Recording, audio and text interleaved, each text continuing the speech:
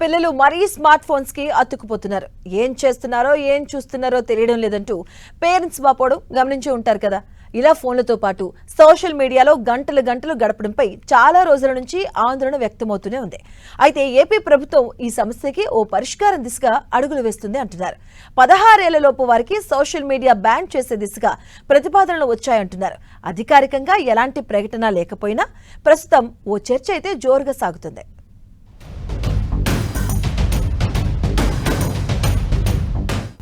మైనర్లకు social media అకౌంట్ల వాడకంపై నిషేధం.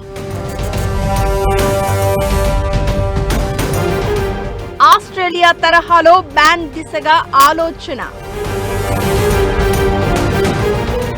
దావోస్ వేదికపై అభిప్రాయం వ్యక్తం చేసిన మంత్రి లోకేష్.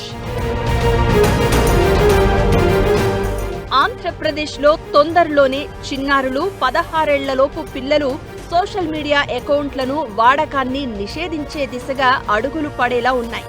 విపరీతమైన అశ్లీలం, సైబర్ బుల్లీయింగ్ వంటి ఇతరాత్ర సమస్యల బారిన చిన్నారులు పడకుండా ఉండేందుకే ఈ ముందు జాగ్రత్త చర్యని చేపట్టాలని ప్రతిపాదన వస్తోంది. ప్రపంచ దేశాల్లో ముందుగా ఆస్ట్రేలియా గత ఏడాది డిసెంబర్ 10 నుంచి ఈ దిశగా ఓ చట్టం కూడా తీసుకువచ్చింది. ఆ చట్టం ప్రకారం 16 ఏళ్లలోపు వయసున్న వారికి సోషల్ మీడియా ప్లాట్ఫామ్ వాడకం కుదరదు. వారి వయసు ఆధారంగా లాగిన్ అయ్యేలా ప్లాట్ఫామ్స్ తయారు చేసుకోవాలని ఫేస్బుక్, ట్విట్టర్, ఇన్స్టా సహా అనేక వేదికలకు ఆస్ట్రేలియా ఆదేశాలు జారీ చేసింది. ఈ వయసులోపు వారికి తల్లిదండ్రుల పర్యవేక్షణలోనూ సోషల్ మీడియా అకౌంట్లు నిర్వహించడానికి వీల్లేదు.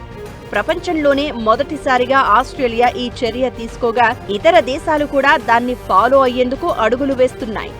ఏపీ విద్యాశాఖ మంత్రి నారా లోకేష్ కూడా దావోసు వేదికపై ఏపీలోనూ ఈ తరహా చట్టం తెచ్చే దిశగా అభిప్రాయం వ్యక్తం చేశారు. దీనిపై అన్ని వర్గాల నుంచి హర్షం వ్యక్తమవుతోంది. ఇప్పటికే మొబైల్ ఫోన్ల వాడకం ఓ జాడ్యంలా మారిన తరుణంలో సోషల్ మీడియాలో కంటెంట్ మరింత మెరుగుపడాల్సిన అవసరం ఉంది. అయితే టెక్నాలజీలోని వికృత కోణం దాన్ని మరింత దిగజార్చుతుందే తప్ప సరైన రీతిలో ఉపయోగపడడం లేదు. అందుకే prevention is better than cure అన్నట్లుగా చిన్నారులను సోషల్ మీడియా కంటెంట్ కి ఓ వయసు వచ్చే వరకు దూరంగా ఉంచడమే మేలనే అభిప్రాయం వ్యక్తమవుతోంది.